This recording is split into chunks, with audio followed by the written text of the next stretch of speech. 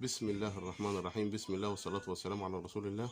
عندي مكنسة هنا، مكنسة برميل هتاشة، هعمل عليها ان شاء الله رب العالمين تعديل.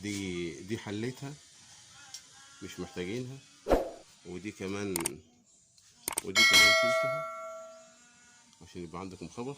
وان شاء الله الحتة ديت ان شاء الله الحتة ديت اسكرها بحتة صاج، وابتدي ان شاء الله رب العالمين ادهنها، لان ديت حاجه زي كده ما ترميهاش. لو عندك قديمه ما ترميهاش، دي محتاجينها في كل بيت.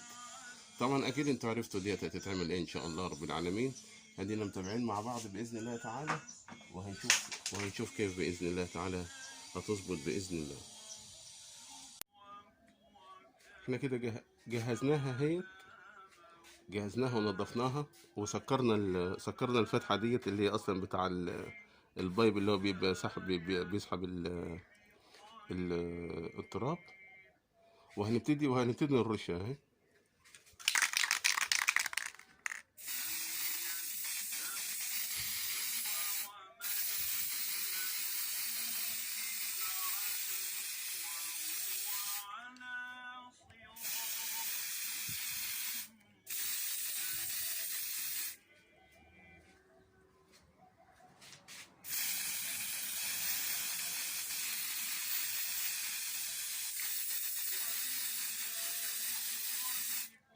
طبعا انا هخلصها، وبعد ما اخلصها ان شاء الله رب العالمين هنرجع نشوفها بعد الدهان وبعد الفينش ان شاء الله رب العالمين. انا خلصت الجهاز بتاع الفاكيوم اهوت، خلصته وعملت منه حاجه.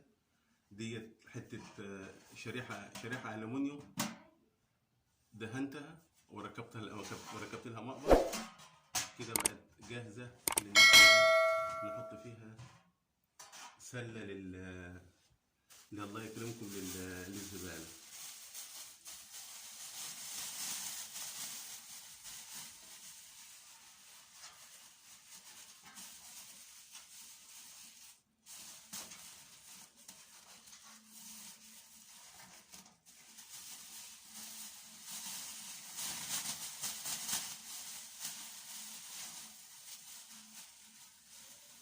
عملنا من حاجه المفروض ان هي ايه تترمي، لا مش ما تمنهاش، عملنا منها حاجه مفيده،